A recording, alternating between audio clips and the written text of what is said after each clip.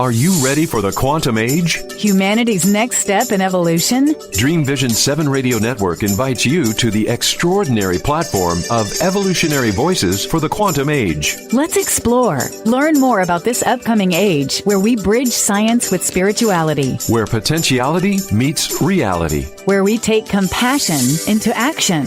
Our trailblazers and visionaries will ask the whys, the what-ifs, while igniting continuous possibility. Come along with us into an age beyond what we know today, where we can grow together in unity consciousness. Experience evolutionary voices for the quantum age, Monday through Friday at 8 a.m. and 8 p.m. Eastern on DreamVision7Radio.com. Welcome to Radical Transformational Leadership with Dr. Monica Sharma, heard every other Tuesday at 8 a.m. and 8 p.m. Eastern Time, and every Saturday, 6 a.m. Eastern. This is a Dream Vision 7 Radio Network production on the Evolutionary Voices for the Quantum Age platform. To learn more, go to DreamVision7Radio.com. Monica Sharma embodies the mindful and compassionate change agent the world needs now. In Radical Transformational Leadership, she offers us all a map for action and a clarion call to become the change we want to see. Monica Sharma's voice, based on experience and conviction, strengthens the case that leadership can be shaped with equality, freedom, and justice, rooted in the transformational power of human compassion. I invite you into this most powerful show with Dr. Monica Sharma. Thank you so much, Deborah, for introducing me and this vital work. It is so important that we are able to see unworkable systems and norms and to shift them to solve the problems that we face today, and to shift them not just from how we think, but deeply from what we truly care about, our universal values. Today we are going to talk about how each one of us unfolds our full potential. I know that when we engage in the work world, when we nurture our children, it is about unfolding our full potential. And when we work in large-scale programs, one of the strategies that we put in place is capacity development, which is really about unfolding the full potential of who we work with. So today we're going to talk about capacity development strategies and what it looks like in a conscious full spectrum approach. We are also going to talk about how to utilize that capacity, because too often we develop capacity but have the people that we know, just because we are familiar, come and utilize them and not open doors to other people so that we can truly harness and tap into the full potential of people as assets. And then we will have a third dimension woven in, and that is transdisciplinary initiatives and learning. And what we mean by transdisciplinary initiatives is that we are going to nest our work in three dimensions. One, in universal values, and therefore it transcends disciplinary divides. Second, we are going to look at what's not working through the disciplinary lenses of different fields of learning. And third, we will all commit to solving a problem based on values. And so when we integrate transdisciplinary learning with building capacity and utilizing this capacity, we have a very powerful way of generating results that are equitable and sustainable. You will hear examples from Dr. Sanjeev Ranganathan today of how he has developed capacity, how he utilizes capacity, and how he has been able to shape and design and deliver transdisciplinary initiatives. And I know you're going to enjoy that. And we're going to do that after the break. But a couple of words more about transdisciplinary learning, about capacity development for transformative results. Our quality of life and well-being depend on much more than having material wealth and comfort. When our universal values are attuned to how we think and what we do, a deep subjective sense of well-being is established, anchored in contentment, anchored in compassionate action, and this unleashes our full potential. It's truly being attuned to our whole self.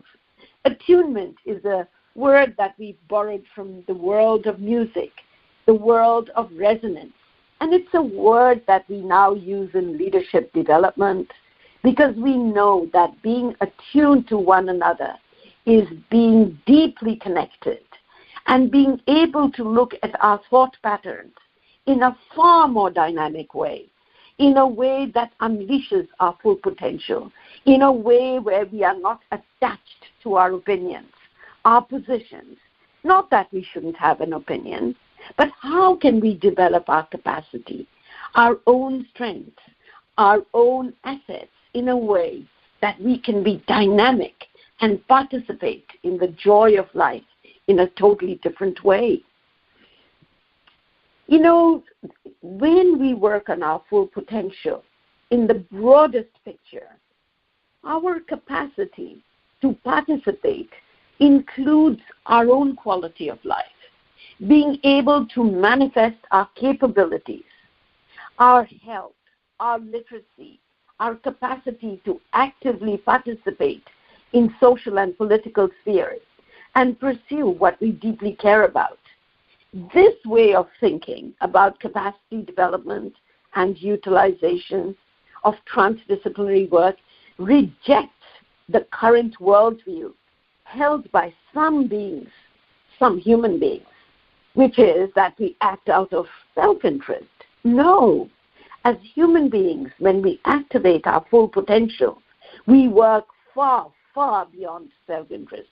Not that we don't look after what we want and what we need in a way that is not greed, but really what we need and what we enjoy. But that's not self-interest. It's possible in a world of abundance to have this full potential manifest. It's not a world of scarcity.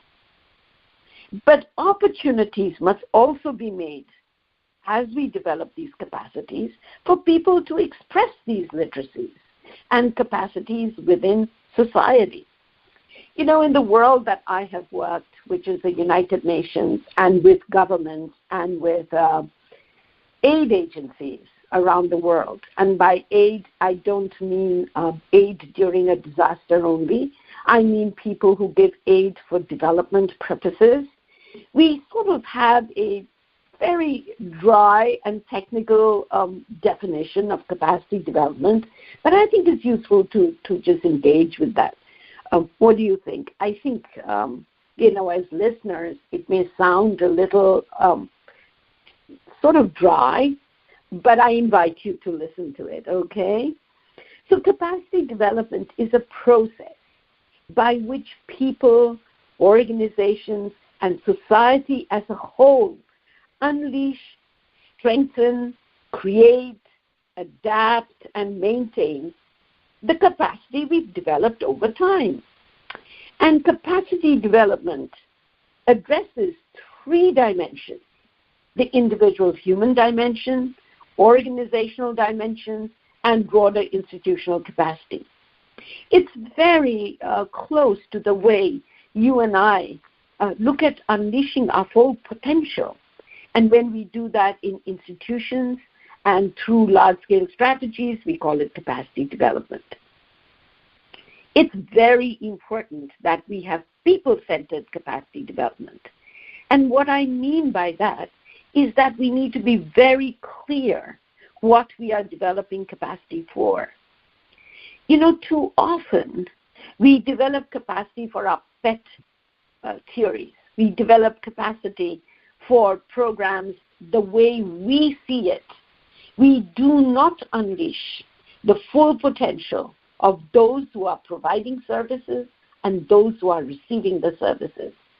Too often, it's really about going ahead and designing programs from a technical perspective. Not that that's not important. Of course it's important. And we don't usually look at the systems that actually create those problems. So having people-centered capacity development means that we need to have ways to develop the technological capacity to solve problems.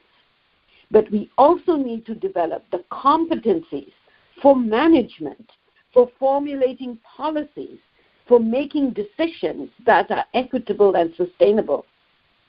And capacity needs to be developed not just for grassroots workers, it needs to be developed for leaders, for people who take stewardship as part of their responsibility, engage as stewards of the planet in trust of what we have as the resources of the earth and people, a totally new way of looking at how we develop capacity.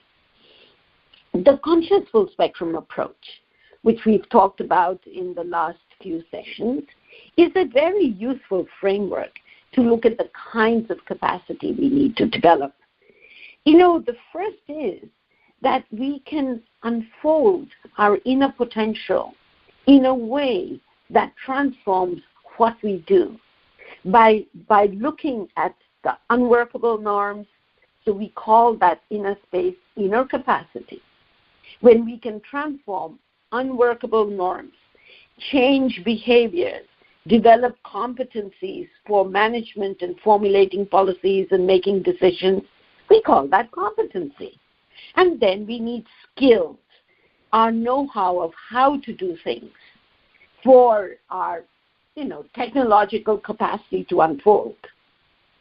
So when we use it this way, when we use a conscious full spectrum approach for building capacities in institutions as well as individuals, we can unleash, for example, the entrepreneurship that builds on deeply embedded traditions of voluntary and mutual aid and self-help forms, which contribute to social capital without generating more debt.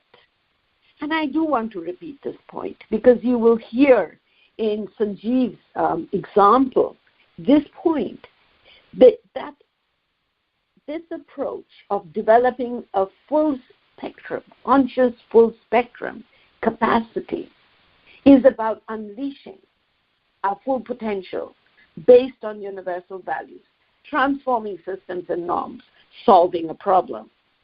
And it unleashes entrepreneurship.